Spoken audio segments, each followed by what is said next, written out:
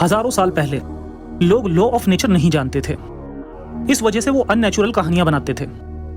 यहूदी और ईसाई किताबों के मुताबिक यहोवा ने धरती, आसमान और एडम को 6000 साल पहले बनाया। ऐसी कहानियों को आज मिथोलॉजी कहा जाता है।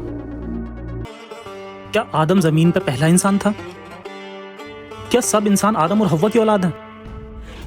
आज की वीडियो में हम आदम और हव्वा की कहानी जानेंगे। एक और फर्जीवाड़ा देखने के लिए वीडियो को पूरा देखें नियत के नाम से। जय हिंद, वंदे मातरम। दोस्तों, आज का जो वीडियो है वो मैं आपके लिए लेके आया हूँ एडम और ईव की जो कहानी है, जो कि इस्लाम में और क्रिश्चियनिटी में कॉमन मिलती है। तो इस वीडियो में हम जानेंगे कि ये कहानी का बेस क्या है, ये मिथोलॉजी का बेस क्या है, क्योंकि इसी के ऊपर जो है वो दो रिलीजन जो है वो चलते हैं। दो नहीं बल्कि 3 रिलीजन चलते हैं, क्योंकि यहूदी धर्म भी जो है वो क्रिश्चियनिटी से जो पहले था वो भी इब्राहिम का रिलीजन ही कहा जाता है। तो इब्राहिमिक रिलीजन में जो आदम और ईव की जो कहानी है बहुत ही प्रचलित है और उस कहानी को समझना बहुत ज़्यादा जरूरी है। पहले देख लेते हैं ये वीडियो लेकर आया हूं मैं जाफर हेरेटिक के यूट्यूब चैनल से। अपने व्यू, अपने विचार में वीडियो के एंड में बताऊंगा, तो वीडियो पूरा जो देखेगा, चैनल अगर सब्सक्राइब नहीं करा है तो चैनल को सब्सक्राइब जरूर कर ले। लोग लॉ ऑफ नेचर नहीं जानते थे, इस वजह से वो अननेचुरल कहानियां बनाते थे। यहूदी और ईसाई किताबों के मुताबिक यहोवा ने धरती, आसमान और एडम को 6000 साल पहले बनाया। ऐसी कहानियों को आज मिथोलॉजी कहा जाता है। कुरान में ऐसी ही पुरानी मिथोलॉजी लिखी है, लेकिन मोमिन इसे अल्लाह। अब यहाँ पर जो जानने वाली बात यह है कि इस्लाम भी ये मानता है, क्रिश्चियनिटी भी ये मानती है कि दुनिया जो है वो 6000 साल पहले बनी है। दुनिया का मतलब मैं ये कह रहा हूँ, जो ये धरती, चांद, सितारे, नक्षत्र, ये जो है वो 6000 ईयर पहले बने हैं। ये पॉइंट को आप नोट ज़रूर कीजिएगा और ये वाकई में दर्ज है, लिखा हुआ है। अल्लाह का कलाम मानते हैं। यहूदी और ईसाई रिलीजन अरब से शुरू हुआ था। मक्का और मक्का के आसपास यहूदी और ईसाई भी रहते थे। उनके रिलीजन्स की कहानियां काफी लोग जानते थे। हजरत मोहम्मद भी जानते थे। यहूदी और ईसाइयों का गॉड यहोवा था। हजरत मोहम्मद ने यहोवा का नाम बदलकर अल्लाह कर दिया और अल्लाह के नबी होने का सेल्फ क्लेम कर दिया। फिर हजरत मोहम्मद अल्लाह के नाम से पुराने नबियों की कहानियां सुनाने लगे। जो बातें काफी लोग जानते थे वही बातें दोहराने लगे। यहूदी और ईसाई किताबों में एडम और ईव की कहानी है। उस कहानी में गॉड यहोवा है। यहोवा कायनात बनाने के बाद मिट्टी से एडम को बनाता है और उसकी हड्डी से ईव को बनाता है। बाइबल में एडम और ईव अदन के बाग में रहते थे। अदन का ये बाग धरती पे था।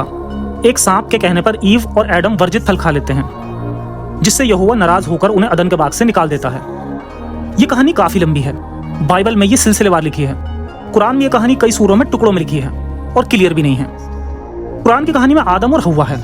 यहोवा की जगह अल्लाह है। अदन के बाग को जन्नत का बाग बना दिया और उस बाग को जमीन से उठाकर 7वें आसमान पर शिफ्ट कर दिया। ऐसे ही सांप की जगह शैतान ने ले ली। बाइबल के मुताबिक धरती, आसमान बनाने के बाद 6ठे दिन एडम को मिट्टी से बनाया। अल्लाह ने आदम को कब और कैसे बनाया, आइए देखते हैं। हजरत अबू हुरैरा ने रसूल से दुनिया में चीजों के वजूद में आने की तरतीब पूछी, तो रसूल ने उनका हाथ थाम कर कहा, हफ्ते वाले दिन मिट्टी पैदा की, इतवार के दिन पहाड़ पैदा किए, पीर यानी सोम को दरख्त पैदा किए, मंगल को तकलीफ, बीमारियां और मसले पैदा किए, कुछ भी बुधवार को नूर पैदा किया, जुमेरात को 4 पांव वाले जानदार जमीन पर फैला दिए।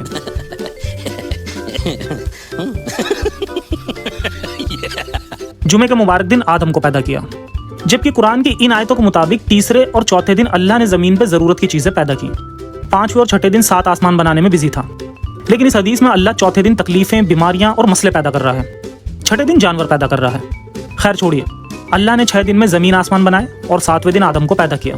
जबकि आयतों और हदीसों के मुताबिक आदम के पैदा होने से हजारों साल पहले जमीन पे जिन्न आबाद थे और अल्लाह ने इब्लीस यानी शैतान को जमीन आसमान का बादशाह बनाया हुआ था। आदम की पैदाइश से पहले अल्लाह नूर से फरिश्ते बना चुका था।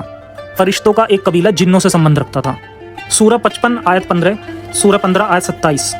जिन्नों को अल्लाह ने आग से बनाया था। वो कबीला जमीन पर रहता था। इब्लीस इन्हीं जिन्नों की जमात से था। इब्लीस फरिश्तों का सरदार था। वो जन्नत की देखभाल और हिफाजत करता था। उसे जमीन और आसमान की बादशाहत मिली हुई थी। एक बार जमीन पर जिन्नों ने बहुत फसाद फैलाया, एक दूसरे का कत्लेआम शुरू कर दिया। उन दिनों अल्लाह अमन पसंद था। उसने फसाद खत्म करने के लिए इब्लीस को फरिश्तों की फौज के साथ भेजा। इब्लीस की फौज ने जिन्नों से जंग लड़ी और उन्हें जंजीरों से जकड़कर पहाड़ों की तरफ धकेल दिया। इससे इब्लीस में गरूर पैदा हो गया। सूरह अल-बकरा आयत 30। जब अल्लाह ने जमीन पे अपने खलीफा आदम को पैदा करने का इरादा किया तो ये बात फरिश्तों को बताई। फरिश्तों ने कहा, तू उसे खलीफा बनाएगा जो जमीन पर फसाद करे और खून बहाए। अल्लाह ने जमीन से मिट्टी लाने का हुक्म दिया तो जिब्राइल मिट्टी लाने गया। जमीन ने कहा कि इंसान जमीन पर फसाद करेगा और जमीन ने मिट्टी देने से इनकार कर दिया। फिर अल्लाह ने दूसरे फरिश्ते मिकाइल को भेजा। ये जो जिब्राइल है इसको गैब्रियल भी बोला जाता है क्रिश्चियनिटी में। तो ये जो फरिश्ते हैं ये भी कॉमन है इस्लाम और क्रिश्चियनिटी में।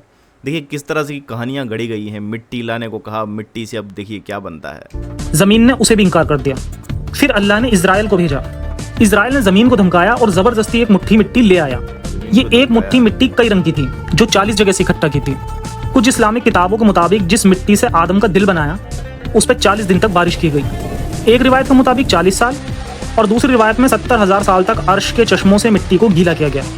फिर अल्लाह ने 40 साल तक, जो कि ज़मीन के 40,000 साल के बराबर है, इतने साल में आदम का दिल बनाया और शक्ल बनाई। दरअसल अल्लाह दिल को ही अकल और जज्बातों का सेंटर मानता है और इसी गलतफहमी में 2 बार हजरत मोहम्मद की हार्ट सर्जरी करवा दी थी। आइए कुरान की कुछ सूरा देखते हैं। इन आयतों में अल्लाह कई दावे करता है। उसने इंसान को ठीकरे जैसी खनखनाती मिट्टी से पैदा किया। हमने इंसान को सड़े हुए गारे की खनखनाती हुई मिट्टी से पैदा किया। उनको हमने लेसदार गारे से पैदा किया। जिसने तुमको गीली मिट्टी से पैदा किया वही है जिसने तुमको मिट्टी से पैदा किया। अल्लाह ने तुम्हें मिट्टी से पैदा किया। हमने इंसान को मिट्टी के सत्व से पैदा किया। पूरी कुरान में अल्लाह कभी प्लूरल, कभी सिंगुलर, कभी फर्स्ट पर्सन, कभी सेकंड पर्सन होता है। मसलन हमने बनाया, मैंने बनाया, उसने बनाया, जिसने बनाया, अल्लाह ने बनाया, उसके अल्लाह ने बनाया। खैर छोड़िए, बंदे से गलतियां हो जाती हैं, कहानी को आगे बढ़ाते हैं। तो ये गलतियां हो जाती हैं भाई। जो आज कहते हैं इस्लाम जो है वो दूसरा सबसे बड़ा रिलीजन है, गलतियां हो गई। इतने सारे लोग जो उस मान्यता को मान रहे हैं उस पे पूरा विश्वास कर रहे हैं। डाई हार्ड फैन मतलब हो गए हैं, डाई हार्ड फैन ही बोल सकते हैं उनको। और आप कह रहे हो कि गलतियां इंसान से हो जाती हैं। भाई इन्हीं गलतियों के चलते, ये जो मनगढ़ंत कहानियों के चलते एक मजहब बन गया है जो आज सबकी सरदर्दी है। ये मजहब खुद की भी सरदर्दी है, क्योंकि जो 72 फिरकों में जो बटे हुए हैं वो भी आपस में थोड़ा फाइट करेंगे। तो फाइट ही है भाई। क्ले से इंसान बना दिया, मतलब वो फिर अच्छा मिट्टी से दिल जो बनाया उसके ऊपर कितने साल तो बारिश करी, तब जाके वो दिल बना आदम का। और आदम और हव्वा के ये कहते हैं कि आदम और हव्वा के जो बच्चे हैं वो ही आगे बढ़े और उन्होंने अपना ख़ानदान आगे बढ़ाया, आपस में शादियां करी और आज ये पूरी दुनिया जो बनी हुई है ये आदम और हव्वा के बच्चे हैं। ऐसा क्रिश्चियनिटी भी मानती है और इस्लाम भी मानता है भाई। हद ही है बिल्कुल ही।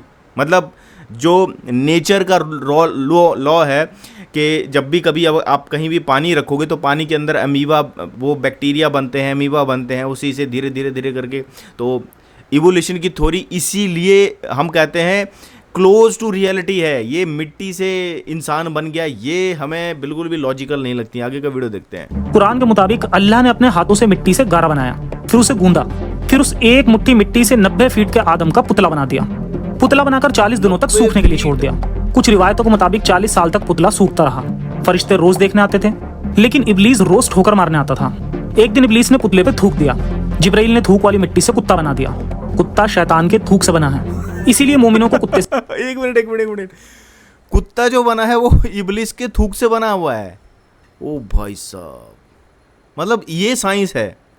ये कौन सी साइंस है भाई? से नफरत सिखाई जाती है। जब पुतला सूखकर ठीकरे की तरह आवाज करने लगा तब अल्लाह ने उसमें साल तक पुतला सूखता रहा। फरिश्ते रोज देखने आते थे, लेकिन इब्लीस रोज ठोकर मारने आता था। एक दिन इब्लीस ने पुतले पे थूक दिया। जिब्राइल ने थूक वाली मिट्टी से कुत्ता बना दिया। कुत्ता शैतान के थूक से बना है, इसीलिए मोमिनों को कुत्ते से नफरत सिखाई जाती है। जब पुतला सूखकर ठीकरे की तरह आवाज करने लगा तब अल्लाह ने उसमें रूह डाली और अल्लाह के कहने पर फरिश्तों ने आदम को सजदा किया, लेकिन इब्लीस ने सजदा करने से मना कर दिया। अल्लाह को बड़ा गुस्सा आया, उसने उसकी शक्ल बिगाड़कर उसे शैतान बना दिया। अल्लाह ने इब्लीस से धरती आसमान की हुकूमत छीन ली और उसे जन्नत की पहरेदारी से भी हटा दिया और कहा, तू मरदूद है, जन्नत से निकल जा, अब कयामत तक तुझ पे लानत है। इब्लीस ने इंसानी नस्ल को गुमराह करने की परमिशन मांगी तो अल्लाह ने परमिशन दे दी। सुभान अल्लाह। खैर एक मिनट, अल्लाह ने इब्लीस को क्योंकि उसने कुछ किया तो उसको बोला कि तू जन्नत से निकल जा और उसकी शक्ल बिगाड़ के उसको शैतान बना दिया। और फिर जो शैतान है, यानी कि शैतान भी अल्लाह की पूजा करता है और शैतान ने कहा कि मुझे इंसानों को मतलब बहकाने की वो परमिशन दे दो, तो परमिशन दे दी। और ये सही है, जो क्यों दी भाई परमिशन? दी है वो भाई, ये क्या कॉन्ट्रडिक्शन है? एक मिनट फिर से सुनते हैं। शक्ल बिगाड़कर उसे शैतान बना दिया। अल्लाह ने इब्लीस से धरती आसमान की हुकूमत छीन ली और उसे जन्नत की पहरेदारी से भी हटा दिया और कहा, तू मरदूद है, जन्नत से निकल जा, अब कयामत तक तुझ पे लानत है। इब्लीस ने इंसानी नस्ल को गुमराह करने की परमिशन मांगी तो अल्लाह ने परमिशन दे दी। सुभान अल्लाह। खैर, अल्लाह ने आदम को सब चीजों के नाम सिखा दिए। एक रिवायत के मुताबिक आदम को 1000 तरह के काम भी सिखाए गए थे। एक दिन आदम गहरी नींद में सोया था। अल्लाह ने उसकी पसली की हड्डी निकालकर उससे एक औरत बनाई और उसका नाम हव्वा रख दिया। फिर अल्लाह ने कहा, जाओ बगीचे में से जो चाहो खाओ पियो। देखिए, आदम की पसली की हड्डी से ही ईव बनी है। बताओ, आदम की पसली की हड्डी से ईव बनी है। ये पसली की हड्डी मतलब, भाई कहाँ जाऊं मैं। लेकिन उस दरख्त के पास मत जाना। लेकिन शैतान के बहकावे में आकर हव्वा ने उस दरख्त के फल को खा लिया और आदम को भी खिला दिया। जिस शैतान को अल्लाह ने जन्नत से निकालकर जमीन पर फेंक दिया था, वही जन्नत में वापस कैसा आया, इस बारे में कुरान में नहीं बताया गया। उस दरख्त का फल खाने से आदम और हव्वा को अकल आ गई और वो पत्तों से अपना बरहना जिस्म ढकने लगे। अल्लाह को बहुत बुरा लगा। शायद उन दिनों अल्लाह को पर्दा करना पसंद नहीं था। अब तो अल्लाह औरतों को काले टेंट में रहने को कहता है। सूरह बकरा आयत 36। अल्लाह को बुरा लगा तो उसने आदम और हव्वा को कहा, तुम सब नीचे उतरो। अल्लाह ने आदम और हव्वा को अलग अलग जगह जमीन पर उतार दिया। आदम जन्नत से कुछ सामान नहीं, एक मिनट। यहाँ पर जो बात है कि फल खाना को वर्जित कर दिया, फल नहीं खाना है। भाई क्यों? उसका रीज़न नहीं बताया कि क्यों नहीं खाना है। लेकिन फल खा लिया तो नाराज़ हो गया अल्लाह। फल खाने से अल्लाह नाराज़ हो गया। और उसके बाद जब वो फल खाने के बाद आदम और ईव अपने आप को पत्तों से ढकते हैं तो अल्लाह को बुरा लगता है कि भाई क्यों ढक रहे हो, मैंने तो तुम्हें जैसे बनाया वैसे रहने दो। अच्छा, वहाँ पे बुरा लग रहा है। और बाद में अल्लाह ने महिलाओं को हिजाब में ढकने का हुक्म दे दिया। भाई ये क्या है यार? और ये चीज़ मानते हैं ये लोग। भाई आगे का वीडियो देखते हैं, मैं सर चकरा जाएगा मेरा। लेकर आया था दरख्तों से निकलने वाली गोंद, लोहे की सिल, लोहे का हथौड़ा, लोहे का चिमटा। जब आदम पहाड़ पर उतरा तो उसने वहां लोहा देखा। उसे गर्म करके एक छुरी बनाई। सबसे पहले छुरी बनाई। सुभान अल्लाह। जब आदम को भूख लगी तो उसने अल्लाह को कुछ अरेंज करने को कहा। तब जिब्राइल जन्नत से गेहूं की एक थैली लाया और 7 दाने आदम को दिए और कहा, इसे जमीन पर बिखेर दो। थोड़ी देर में फसल उगी तो जिब्राइल ने फसल काटना, बीज निकालना, आटा बनाना और रोटी बनाना सिखाया। आदम के आने से पहले ही जमीन। अच्छा, बीज लाए कहाँ से? जन्नत से बीज लाए और बोला वो बिखेर दिया। फिर उसमें बोला तुम्हें फसल उगाना भी सिखा दिया और फिर रोटी बनाना भी सिखा दिया। मतलब खुद नहीं सीखा। मतलब इवोल्यूशन, ये सब चीज़ें बेकार हैं। इंसान तो खुद सीखता है ना। हम जब किसी चीज़ को देखते हैं तो हम तो खुद सीखते हैं। यहाँ तो अल्लाह सिखा रहा है भाई, और वो भी एक जिब्राइल को थ्रू। जिब्राइल, गैब्रियल, क्रिश्चियनिटी में गैब्रियल बोलते हैं, यहाँ जिब्राइल बोलते हैं। भाई फरिश्ते आके रोटियां बनाना सिखा रहे हैं भाई। इन पे ऑलरेडी काबा बना हुआ था। आदम ने वहाँ हज वगैरह भी किए। फिर आदम को हव्वा भी मिल गई। ज्यादातर इस्लामी किताबों के मुताबिक आदम और हव्वा ने औलादें पैदा की, लेकिन सूरह अल आराफ 182 और 183 कुछ और ही कहती हैं। इस आयत की तफसीर में लिखा है कि अल्लाह ने आदम की पीठ पे दायां हाथ फेरा तो जन्नती औलाद पैदा हुई। कहां से और कैसे पैदा हुई ये नहीं बताया। फिर दोबारा पीठ पे हाथ फेरा तो दोस्त की औलाद पैदा हुई। एक हदीस में रसूल कहते हैं, अल्लाह जन्नती लोगों से जन्नती काम करवाता है और जहन्नुमी लोगों से जहन्नुमी काम करवाता है। अल्लाह सच में साइको कैरेक्टर है। खुद ही जहन्नुमी लोग पैदा करता है, फिर उन्हें जहन्नुमी काम करवाता है, फिर कुरान में उन पर लानतें डालता है, उन्हें जहन्नुम की धमकियां देता है, उनसे जंग लड़ने के हुक्म देता है। खैर छोड़िए, वापस कहानी पर आते हैं। सूरह 5 आयत 27 से 31। आदम और हव्वा की औलादें आपस में शादी करती थीं। उनके हबील और काबिल 2 बेटे थे। उनकी एक बहन बहुत सुंदर थी। दोनों भाई उससे शादी करना चाहते थे। जब झगड़ा बहुत बढ़ गया तो फैसला हुआ कि हम दोनों अल्लाह के नाम से कुर्बानी देंगे। जिसकी कुर्बानी कबूल हो गई वही शादी करेगा। हाबिल ने एक सेहतमंद भेड़ अल्लाह के नाम पर ज़बह की और काबिल ने अनाज, फल वगैरह अल्लाह को पेश किए। जैसा कि सब जानते हैं कि अल्लाह को खून खराबा पसंद है, तो अल्लाह ने भेड़ की कुर्बानी कबूल की।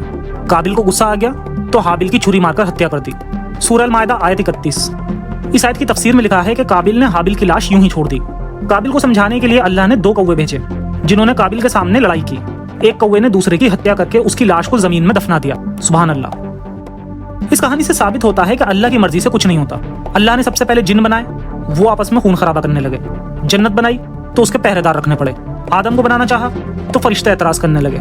आदम को बनाने के लिए मिट्टी चाहिए थी तो जमीन ने मना कर दिया। आदम को बनाया तो इब्लीस ने बगावत कर दी। आदम और हव्वा को कहा कि उस दरख्त के फल मत खाना तो उन्होंने फल खा लिए। आदम और हव्वा की पहली जनरेशन भी खराब निकली। भाई बहन से शादी करने के लिए लड़ने लगे, चाकू चल गए, मर्डर हो गया। फिर 1,24,000 नबी भेजे तो किसी ने ठीक से अल्लाह का पैगाम नहीं दिया, यहाँ तक कि अल्लाह का नाम भी नहीं लिया। 104 किताबें भेजी तो उनमें मिलावट हो गई। फिर आखिरी नबी भेजा तो उस पर परिवार और कबीले वालों ने भी यकीन नहीं किया। फिर नबी ने तलवार उठाकर, फौज बनाकर, खून बहाकर अमन का दीन फैलाया। खैर छोड़िए, अल्लाह का सच। भाई मतलब अल्लाह की बात तो कोई शुरू से ही नहीं मान रहा है, कोई अल्लाह की बात को शुरू से ही नहीं मान रहा है। भाई एक ऐसा अल्लाह है जिसकी बात को कोई मान नहीं रहा, वो खुद ही सब कुछ बना रहा है, लेकिन जो इसको बना रहा है वो उसकी बात ही नहीं मान रहा। भाई ये क्या है यार, ये मतलब मुझे नहीं लगता कि ऐसे कोई चीज़ भाई कैसे मानते हैं यार ये। मतलब खुद पढ़ते हैं या मतलब किसी के थ्रू। मुझे लगता है कि ये जो मौलाना होते हैं ना, ये इनको उस तरह से समझाते हैं, बचपन से ही माइंड वॉश कर दिया जाता है। जब खुद बंदा समझेगा तो अपने आप समझ में आ जाएगा कि ये सब मनगढ़ंत कहानियां हैं। रसूल ही जाने मोमिनों का क्या है, वो तो कुछ भी मान लेते हैं। आदम कई ज़बान यानी भाषा जानता था। वो जन्नत से हथौड़ा, लोहे की सिल, लोहे का चिमटा लेकर आया था। वह लोहे को पिघलाकर छुरी बनाना भी जानता था। उसने खेती करना भी सीख लिया। उसका बेटा हाबिल भेड़े चराता था, काबिल खेती करता था। आइए अब असल इंसानी इतिहास की बात करते हैं। इंसान को जंगली जानवर से इंसान बनने में लाखों साल लगे। इस दौरान इंसान 2 पांवों पे चलने लगा। आग की खोज हुई तो पका हुआ खाना खाने से दिमाग डेवलप होने लगा। इस दौरान इंसानों जैसी कई नस्लें वजूद में आई, जिनके हजारों सबूत मिल चुके हैं। उनमें से हम यानी होमो सेपियंस ही सर्वाइव कर सके। आदि मानव जब ग्रुप में रहने लगे तो वो दूसरे जानवरों की तरह इशारों और कुछ आवाजों से अपने मैसेज देते थे।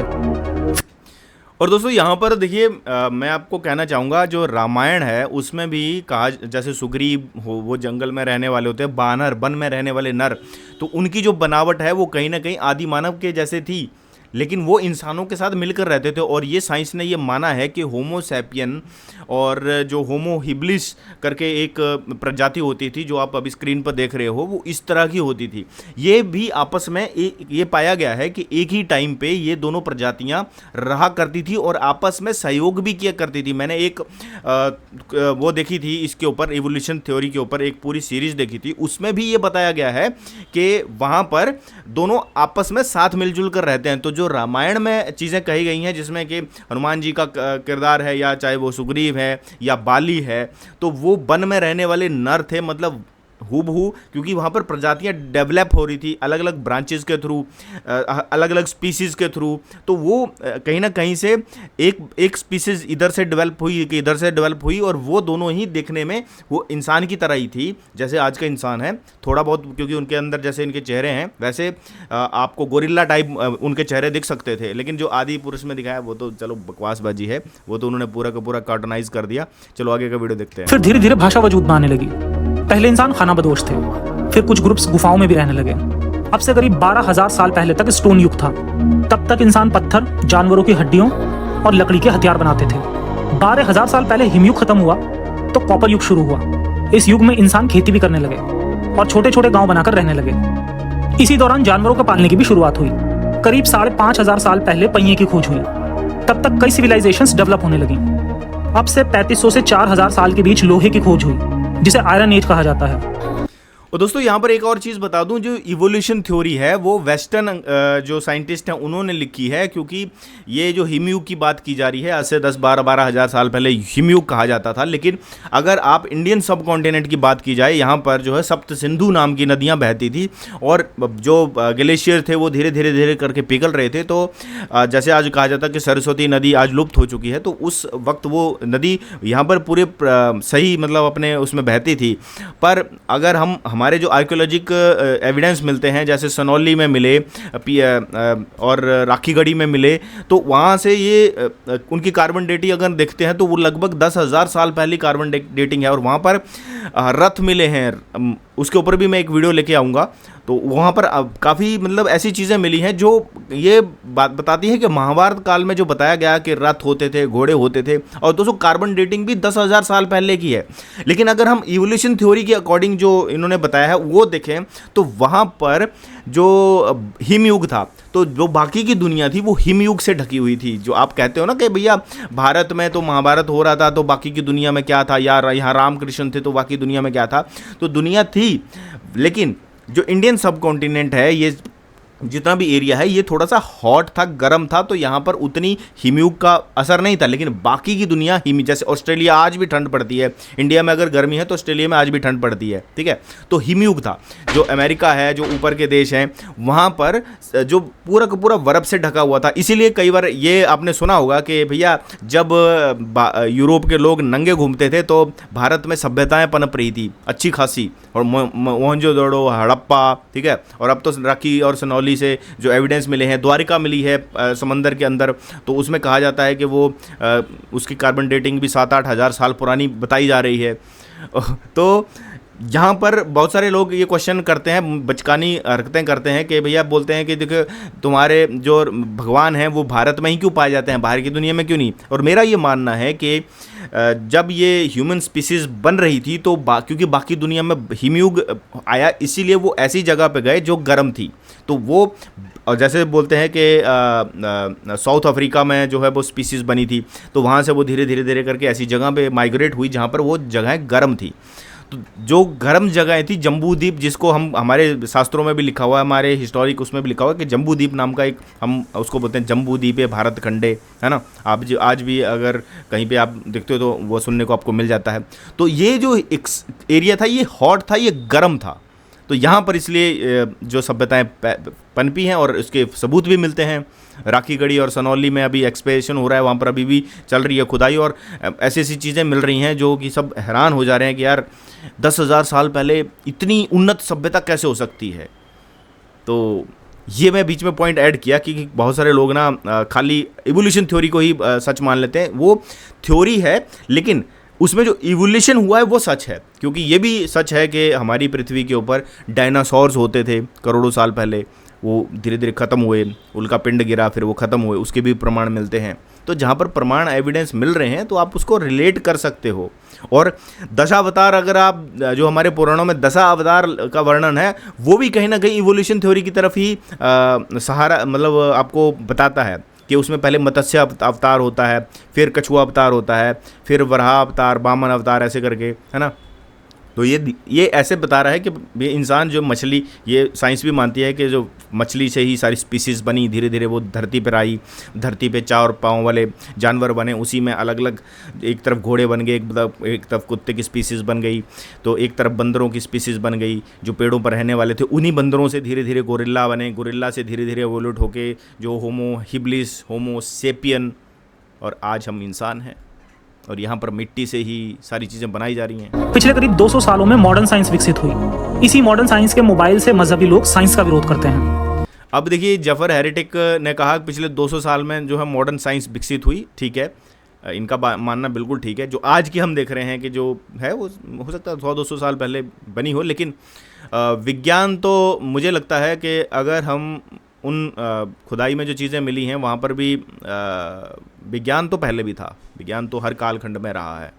जो लोग एवोल्यूशन को समझने की कोशिश करते हैं वही से समझ पाते हैं। जो अपने रिलीजन बिलीफ की वजह से एवोल्यूशन को नकारना चाहते हैं उन्हें एवोल्यूशन समझ नहीं आता। ये साइकोलॉजिकल प्रॉब्लम है। बिल्कुल। इन्हीं में कुछ लोग वो भी होते हैं जो इवोल्यूशन को तो समझते हैं लेकिन उनके लिए अपने मजहब के बिजनेस से बढ़कर कुछ नहीं होता। चार्ल्स डार्विन एक ईसाई आस्तिक था जो एडम और ईव की कहानी को सच मानता था। वो जानवरों के वेरिएशन पर रिसर्च कर रहा था। इस रिसर्च ने उसकी फीलिंग को हर्ट कर दिया। वो जान गया कि इंसान को किसी गॉड ने नहीं बनाया, सारे जानवर सिर्फ इवोल्यूशन का नतीजा है। डार्विन की थ्योरी का शुरू में बहुत विरोध हुआ, फिर सच को समझदार लोग एक्सेप्ट करने लगे। जब कार्बन डेटिंग और डीएनए टेस्टिंग की खोज हुई तो डार्विन की थ्योरी सच साबित हो गई। आज हर दवाई का इस्तेमाल पहले चूहों, बंदरों या चिंपैंजी पे होता है, फिर इंसानों पे होता है। एग्जैक्टली। देखिए, अगर इंसान एक अलग स्पीसीज थी और जो यहोवा है जो क्रिश्चियनिटी का खुदा है और अल्लाह है जो इस्लाम का खुदा है, अगर उसने मिट्टी से, अब देखिए यहाँ पर ना क्रिश्चियनिटी और इस्लाम भी आपस में बोलेगा नहीं अल्लाह ने बनाया, वो बोलेगा नहीं यहोवा ने बनाया। मैं आपको एक कहानी सुनाता हूँ। एक बहुत पुरानी बात है कि एक चींटी जा रही थी, तो उस दो मतलब भाई थे, वो आपस में मतलब उस जो चींटी जा रही थी उसको एक ने कहा कि ये चींटा है, दूसरा कहता नहीं ये चींटी है, ये चींटा है, चींटी है। दोनों आपस में इतने लड़ते हैं, लड़ के मतलब उन्होंने पूरा मतलब बिखेर देते हैं हर चीज़ को। फिर कोई समझदार व्यक्ति उनको छुड़ाता, कहता क्या होगा, कहते हैं यार ये कह रहा है चींटा है, मैं कह रहा हूँ चींटी है। इसीलिए हमारी लड़ाई हो रही है। तो उसने बोला इससे क्या फ़र्क पड़ता है, वो चींटी है कि चींटा है। तो भाई यहोवा ने भी आदम को बनाया, अल्लाह ने भी आदम को बनाया। भाई पहले ये डिसाइड हो जाए कि भैया यहोवा था कि आदम ये अल्लाह था, है ना। और मिट्टी से बनाया, दिल बनाया, लेकिन वो इस थ्योरी को बिल्कुल नकार देते हैं, जिसका मतलब कोई मतलब साइंटिफिक चीज़ों को नहीं मानना है। अच्छा, मैंने ऐसे भी देखे हैं मोमिन जो कहीं से इधर उधर से घुसा देते हैं चीज़ों को, मतलब उस चीज़ को सच साबित करने के लिए। अभी इनको पता चला है कि यार जो ह्यूमन रेस है वो खाली 6000 साल पहले दुनिया नहीं बनी है, इस धरती को ही जो है वो कितने बिलियन साल हो गए हैं। मतलब आज की डेट में अगर हम ये माने तो अर्थ जो है वो ऑलमोस्ट 6 बिलियन, तो 4.5 बिलियन जो है earth of as of earth है, तो 4.5 बिलियंस, और यहाँ पर ये बोल रहे हैं 6000 साल। और बाइबल में अगर आप देखोगे तो वहाँ पर और भी कॉन्ट्रडिक्शन मिलेगा। वहाँ पे क्या कहा, पहले धरती बन गई, धरती के बाद फिर सूरज और चांद बने, ये बाइबल में लिखा हुआ है। और अगर क्रिश्चियनिटी के ऊपर ही बेस ये इस्लाम भी है, और इसके बाद यहूदी हैं वो भी ऐसा ही मानते हैं। तो भैया इन मनगढ़ंत कहानियों से निकलो, थोड़ा रियलिटी में आओ और असली ह्यूमैनिटी को पहचानो, धर्म को पहचानो। क्योंकि अंदर से सब एक ही नस्ल है। मान लीजिए कि एक फैक्ट्री में आग लग गई, 20 वर्कर जलकर मर गए, जली हुई सब लाशें एक जैसी लग रही थी।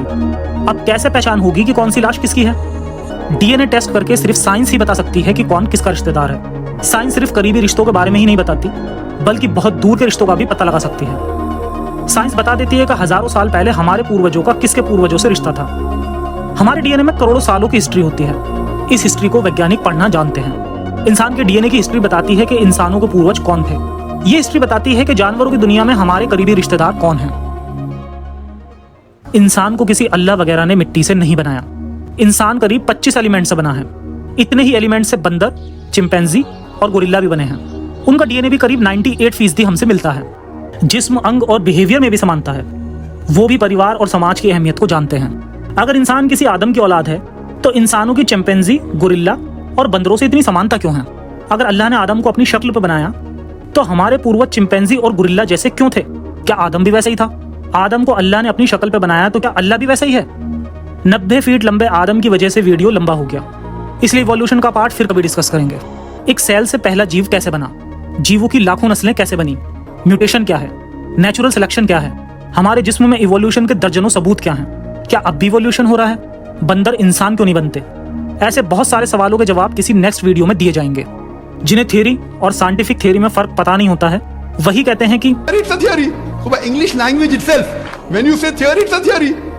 जो लोग अपने मजहब की बेतुकी कहानियों पे सवाल नहीं उठाते, वही साइंस की थ्योरी और सिद्धांतों पे सवाल उठाते हैं। जिनका मजहब के मामलों में ब्रेन डेड रहता है, वही साइंस को गलत साबित करने के लिए लॉजिकल बन जाते हैं। अगर करोड़ों लोग रिलीजन्स के झूठ को सच मानते हैं तो इससे वो सच नहीं हो जाता। अगर करोड़ों लोग सच को झूठ मानते हो तो भी सच सच ही रहता है। फिलहाल अपने हाथों पांव के नाखून देखिए। हमारे नाखून भी हमारा इतिहास बताते हैं। इतिहास में हम क्या थे इससे कोई फर्क नहीं पड़ता। वर्तमान में हम क्या हैं इससे फर्क पड़ता है। इंसान को इंसान के दिमाग ने ही इंसान बनाया है। जो लोग दिमाग का इस्तेमाल नहीं करते वो भी एप्स की एक नस्ल होते हैं, वो पूरे इंसान नहीं होते। मेरे प्यारे मोमिन भाइयों, दीन में अकल को दाखिल कीजिए, दिमाग का बेहतर इस्तेमाल कीजिए। अनटच दिमाग की 2 कौड़ी कीमत नहीं होती, घिसे हुए दिमागों की ही कीमतें होती हैं। खुश रहें, आबाद रहें, जिंदाबाद रहें। तो दोस्तों आपने ये वीडियो देखा और इस वीडियो से काफ़ी चीज़ें निकल के आई हैं। सबसे पहली ये चीज़ है कि किस तरह से मजहबी लोग जो हैं, क्योंकि मैं खुद मजहबों को नहीं मानता हूँ, रिलीजन्स को मैं बिल्कुल भी इम्पोर्टेंस नहीं देता हूँ। अब आप जैसे लोग कुछ बोलेंगे कि भाई तू तो बहुत सनातन धर्म की बात करता है, तो सनातन धर्म भी तो एक मजहब है। नहीं दोस्तों, यहीं पर सबसे बड़ा कॉन्ट्राडिक्शन है। यहीं पर सबसे बड़ी जो चीज़ है वो समझने वाली है। सनातन धर्म रिलीजन नहीं है। रिलीजन वो है जो इंसानों द्वारा बनाया जाता है। रिलीजन वो होता है जहाँ पर मनुष्यों द्वारा एक किताब लिख दी जाती है और एक कोई उसको बनाने वाला लिख दिया जाता है कि और खुदा का नाम भी दे दिया जाता है, भगवान का नाम भी दे देता है, गॉड का नाम भी दे देता है कि ये गॉड है, ये है, बस इसी को पूजो। यही है रिलीजन की सबसे बड़ी खासियत। बात ये भी है कि उसमें ये कहा जाता है कि यही भगवान है, यही मानने योग्य है, यही किताब मानने योग्य है। ये है रिलीजन की खासियत। तो जहाँ भी आपको ऐसा चीज़ मिले कि वहाँ पर बोला जाए कि ये क्रिश्चियनिटी है, ये बाइबल है, ये यहोवा है, ये जीसस है, बस इसी को मानो, बाकी सब भूल जाओ। मान लो, समझ लो कि वहाँ पर रिलीजन का कंसेप्ट है और रिलीजन का कंसेप्ट हमेशा इंसान की बुद्धि को भ्रष्ट कर देता है। रिलीजन का कंसेप्ट जो है वो इंसान को सोचने समझने की शक्ति, जो उसकी लॉजिकल थिंकिंग है, उसको ख़त्म कर देता है। जहाँ जो भी आपको दिखे, अभी अगर मैं हिंदुइज्म की बात करूँ, सनातन धर्म की बात करूँ, जिसको मैं, क्योंकि मैं हिंदुइज्म नहीं बोलता, मैं सनातन धर्म बोलता हूँ। अब इसमें से भी बहुत सारे मत पंथ संप्रदाय निकले हुए हैं। बुद्धिस्ट की बात कर लेते हैं। अब बुद्ध लोग क्या कहते हैं? सिद्धार्थ बुद्ध को ही मानो, उनके लिखी हुई किताबों को ही मानो, उनकी चीज़ों को ही मानो, बाकी मत मानो, छोड़ दो ये है चीज़ें। यहाँ पर आपको पता चल जाएगा कि ये कोई मत पंथ और संप्रदाय है, और मत पंथ संप्रदाय जो है इंसान को भ्रमित करते हैं। हम धर्म की बात करते हैं कि हम बोलते हैं धृति क्षमा दमो रस्त्या सोचम इंद्रिय निर्गृहम धी विद्या सत्यम क्रोधो दशकम धर्म लक्षणम। ये संस्कृत का मंत्र नहीं है दोस्तों, ये कोई संस्कृत का श्लोक नहीं है। इसमें बोला गया है कि आपको अपने जीवन में सच बोलना है, सच की खोज करनी है, ज्ञान की खोज करनी है। आपको अपने अंदर और बाहर की स्वच्छता रखनी है। धृति क्षमा, धृति होता है धैर्य रखना है, क्षमाशील होना है, क्षमाशील होना है। ऐसी चीज़ों, ऐसे अपराध जो कि क्षमा लायक हैं, उनको क्षमा कर देना चाहिए, ये बोला गया है। धृति क्षमा दमोरस्त्य, अपनी इंद्रियों को अपने वश में रखना। काम क्रोध लोभ मोह अहंकार, ये विकार होते हैं आप में। इंसान के अंदर काम इच्छा हो जाती है, अहंकार हो जाता है, इंसान को लोभ हो जाता है, लालच होता है। लालच में लोग ना जाने क्या कर देते हैं, दूसरे की चीज़ों को हड़पने के चक्कर में ना जाने कितने दुनिया में डिस्ट्रक्शंस हो गए हैं। ये सब चीज़ें विकार हैं। इनको हम धर्म वाले लोग, हम मजहब वाले लोग नहीं हैं, हम धर्म वाले लोग हैं। धर्म वाले लोग उस चीज़ को गलत समझते हैं। हमें अपने आप को कंट्रोल करना है, सामने वाले को नहीं। अपने आप को कंट्रोल करोगे तो ही आप जो है वो सामने वाले को एक मैसेज दे पाओगे कि यार ऐसे रहा जाता है। हम राम को भगवान क्यों मानते हैं? कोई वो अवतार के उसमें नहीं आए थे, वो इंसान थे, लेकिन उनको हम इसलिए मानते हैं क्योंकि उनके अंदर वो खूबियाँ थी, हमने वो देखी। कृष्ण के अंदर वो सारी चीज़ें थी। तो त्याग, इसलिए आपने देखा होगा कि जो हमारे ऋषि मुनि हैं वो त्याग कर देते हैं, अपनी सारी प्रॉपर्टी को त्याग देते हैं। एक राजा भर्तरी की कहानी आती है जिसमें वो पूरा अपना राजपाट त्याग कर जो है वह सन्यासी बन जाते हैं। तो ऐसे लोगों को हम अपने देश में भगवान बनाकर पूजते हैं। तो कहने का मतलब यह है कि जो धर्म के साथ चलता है वो इन चीज़ों दमोरस्ते सोचम इंद्रिय निर्गृहम। सोचम मतलब सोचम होता है अंदर और बाहर की स्वच्छता। आपको अंदर और बाहर की स्वच्छता रखनी है, ये धर्म है। धी विद्या, विद्या की तरफ आपको अग्रसर रहना है, ज्ञान लेने की तरफ अग्रसर रहना है। धी विद्या असत्यम, असत्यम क्रोधो अक्रोधो, झूठ नहीं बोलना है। अक्रोध मतलब क्रोध नहीं करना है बिना मतलब के। अन्न शस्त्री, समाज में शांति स्थापित बनी रहे, ठीक है। ये दशकम धर्म लक्षणम, ये है, ये धर्म 10 धर्म के लक्षण है। ये सनातन धर्म इस चीज़ की बात करता है। वेद भी कहते हैं कि जो तर्क और लॉजिक के ऊपर चीज़ ना बैठे उसे मत मानो। वेद खुद कहता है, कहते हैं ठीक है मैं मान ली बात। अभी मैंने थोड़ी देर पहले कहा कि आपको बुक की तरफ फोकस नहीं करना है। फिर कोई आ जाएगा उठ के बोलेगा यार तुम भी तो बोलते हो वेद पढ़ो वेद पढ़ो। वेद का मतलब एक किताब नहीं है, समझो बात को। कागज़ का पन्ना वेद नहीं है। वेद का मतलब है नॉलेज। इसके ऊपर अगर कोई बंदा मेरे से डिबेट करना चाहता है तो डिबेट कर सकता है। अगर आप उस ज्ञान को किताब में लिख देते हो वो बहुत अच्छी चीज़ है, ताकि आने वाली चीज़ें देखो। एक आपने खोजबीन करी एक किसी चीज़ की, जैसे ग्रेविटेशनल फोर्स है, ठीक है, गुरुत्वाकर्षण शक्ति, आपने लिख दिया। अब दूसरे बंदे को कैसे पता चलेगा कि यार ये चीज़ होती है? तो वो पढ़ के ही मानेगा। तो इसीलिए लिखी हुई चीज़ ठीक है, लेकिन उसको लॉजिक और तर्क के पैमाने पर ज़रूर नापना चाहिए। उसको आपको रियलिटी के पैमाने पर ज़रूर नापना चाहिए, तभी उसको मानो, अदरवाइज़ उसको मत मानो दोस्तों। ये है यहाँ पर छोटी सी चीज़ है, बड़ी टेक्निकल चीज़ है, लेकिन समझने की ज़रूरत है। वेद कहता है लॉजिक, आपको तर्क और जो है वो समझ जो आपकी है उसके हिसाब से उस ज्ञान को नापना है। तो जो लॉजिक में, जो तर्क में ना पैमाने में ना आए उसे नहीं मानना है। यही हमारा ज्ञान है। वेद का मतलब ज्ञान होता है, वेद से विद्या बनी है। और जो ये पौराणिक कहानियों में खो जाते हैं उनको भी उस चीज़ को समझने की ज़रूरत है कि Brahma Vishnu Mahesh operator creator destroyer, ये हमने सिंबॉलिक फॉर्म में चीज़ें बनाई हुई हैं। ये प्रतीकात्मक रूप से चीज़ें हैं, ये गलत नहीं है, लेकिन उसको समझो तो सही। आप उनको कैरेक्टर समझ लेते हो। कैरेक्टरों ने, अच्छा ब्रह्मा ने सरस्वती उसकी बेटी बना दी उन्होंने, ठीक है। अभी ब्रह्मा मुझे ह्यूमन है ही नहीं, जो हमारी तुम्हारी तरह ना तो वो है, देखने में भी नहीं है। और अगर एज की बात करो, मैं यहाँ पर कोई सनातन उसको जस्टिफाई नहीं कर रहा हूँ पुरानी कहानी को, लेकिन आपको ये बता रहा हूँ कि किस तरह से वो चीज़ें हैं जो एक्चुअल में है, वही समझो ना। तो फिर आपको पता चल जाएगा कि अच्छा ये चीज़ है एक्चुअल में, ये चीज़ है एक्चुअल में, वो रियल फॉर्म में नहीं है। जैसे इस्लाम में बोला गया कि मिट्टी से वो आदम बनाया, तो ये तो उसको डाई हार्ड मानते हैं, हम नहीं मानते भैया, हम उसको सिंबॉलिक फॉर्म में मानते हैं। तो यहाँ पर ये थोड़ा सा भेद है जो धर्म और रिलीजन के बीच का भेद है, जो मैंने आपको बताने की कोशिश की है, जितना ज्ञान जितना नॉलेज मुझे है। बाकी अगर आप अपनी कुछ राय विचार रखना चाहते हो आप कमेंट बॉक्स में ज़रूर रख सकते हो। दोस्तों आज का वीडियो यहीं तक। अगर वीडियो अच्छा लगा तो वीडियो को शेयर करो, ज़्यादा से ज़्यादा लोगों तक इसको पहुँचाओ ताकि उन तक भी ये नॉलेज मिले। आज का वीडियो यहीं समाप्त करते हैं, मिलूंगा नेक्स्ट वीडियो में। तब तक दोस्तों जय हिंद, वंदे मातरम।